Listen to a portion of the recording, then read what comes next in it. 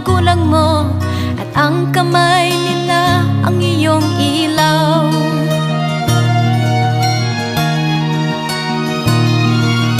At ang nanay at tatay mo'y di malaman ang gagawin, minamastan pati pagtulog mo. Sa gabi napupuyat ang iyong nanay sa pagtimpla ng gatas mo.